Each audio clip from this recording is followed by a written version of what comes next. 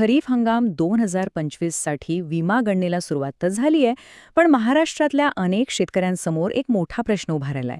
काहींना विम्याची रक्कम खूपच कमी मिळाली आहे, काहींची प्रलंबित दाखवतीये, तर काहींच्या खात्यात चक्क शून्य रक्कम दिसतेय. आता असं नेमकं का होतंय? चला याच प्रश्नाचं उत्तर शोधूया. बरं, मग ह्या समस्येवर तोडगा कसा काढायचा? आपण आधी हा सगळा गोंधळ काय आहे ते समजून घेऊ, मग तक्रार कुठे आणि कशी करायची याचे वेगवेगळे पर्याय पाहू आणि हो, सगळ्यात महत्त्वाचं म्हणजे यातला सर्वात प्रभावी मार्ग कोणता तेही मी सांगणार आहे. चला तर मग सुरुवात करूया मूळ प्रश्नापासून. हा सगळा गोंधळ नेमका आहे तरी काय? सगळ्यात विचित्र गोष्ट काय आहे माहितीये? एकाच गावात, एकाच महसूल मंडळात वेगवेगळ्या शेतकऱ्यांना वेगवेगळी स्थिती दिसते. कुणाला शून्य, कुणाला प्रलंबित, तर कुणाला अगदीच कमी रक्कम.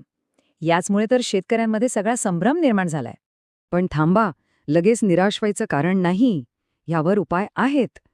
तक्रार करण्यासाठी अनेक मार्ग आहेत आणि आता आपण तेच पर्याय एक-एक करून पाहणार आहोत. थोडक्यात सांगायचं तर ऑनलाईन पोर्टल्स आहेत, आपले स्थानिक कृषी अधिकारी आहेत आणि थेट विमा कंपन्यांशी संपर्क साधण्याचाही पर्याय आहे. चला सगळ्यात आधी ऑनलाईन पर्यायांबद्दल बोलूया. पण एक मिनिट. ऑनलाईन तक्रार करण्याआधी सगळ्यात पहिली आणि महत्त्वाची गोष्ट म्हणजे आपली विमा कंपनी नेमकी कोणती आहे हे माहीत असणं. हे बघा, बीड, लातूर आणि धाराशिव ह्या 3 जिल्ह्यांसाठी ICICI लोंबार्ड ही कंपनी आहे आणि बाकीच्या सर्व जिल्ह्यांसाठी भारतीय कृषी विमा कंपनी म्हणजे AIC. ही माहिती खूप महत्त्वाची आहे, कारण योग्य कंपनीकडेच तक्रार करायला हवी नाही का? आता या दोन्ही कंपन्यांच्या वेबसाईटवर काय सोय आहे ते पाहू. ICICI लोंबार्डच्या वेबसाईटवर आस्क क्रिया नावाची एक लाईव्ह चॅट सेवा आहे. इथे थेट बोलून पॉलिसीची स्थिती किंवा तक्रार नोंदवता येते. तर भारतीय कृषी विमा कंपनीच्या म्हणजेच AICच्या वेबसाईटवर किसान मित्र म्हणून एक खूप चांगला विभाग आहे. हे किसान मित्र शोधायचं कसं? अगदी सोपं आहे.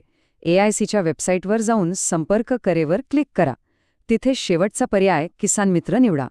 मग आपलं राज्य आणि तालुका निवडा. झालं. तुमच्या तालुक्याच्या प्रतिनिधींचं नाव, मोबाईल नंबर आणि ईमेल ID सगळं समोर येईल. म्हणजे थेट स्थानिक पातळीवरच संपर्क साधता येतो. बरं, समजा ऑनलाईन पद्धतीने काही झालंच नाही, मग काय? तर मग पुढचा पर्याय आहे शासकीय कार्यालयं. त्यांची मदतही घेता येते. इथे संपर्क कसा साधायचा तर एक क्रम लक्षात ठेवा. सुरुवात करायची आपल्या स्थानिक कृषी सहाय्यकापासून. त्यांच्याकडून जर समाधानकारक उत्तर मिळालं नाही तर पुढची पायरी आहे तालुका कृषी कार्यालय. आणि तिथेही काम नाही झालं तर मग थेट जिल्हा कृषी अधिकाऱ्यांकडे जायचं.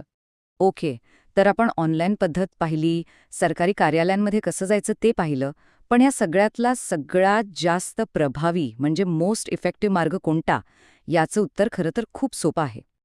एकटं दुकटं जाण्याऐवजी 5 ते 10 शेतकऱ्यांनी एकत्र येऊन प्रयत्न करणं. हो, खरी ताकद एकीतच आहे. कारण जेव्हा इतके शेतकरी एकत्र जाऊन प्रश्न विचारतात तेव्हा एक मोठा दबाव निर्माण होतो. मग अधिकाऱ्यांनाही त्याकडे दुर्लक्ष करणं शक्य होत नाही. म्हणूनच सगळ्यात प्रभावी मार्ग हाच आहे की 5 ते 10 शेतकऱ्यांनी एकत्र गट करून थेट तालुका कृषी अधिकाऱ्यांची भेट घ्यावी आणि त्यांना तुमच्या भागातील उत्पादकतेच्या आकडेवारीबद्दल स्पष्टपणे विचारावं. चला, तर आता या सगळ्या चर्चेचा सार काय ते एकदा पटकन बघूया. सगळ्यात महत्त्वाचं म्हणजे एकत्र येऊन दबाव कसा निर्माण करायचा. तर मग काय लक्षात ठेवायचं? पहिलं, आपली योग्य विमा कंपनी कोणती ते ओळखा.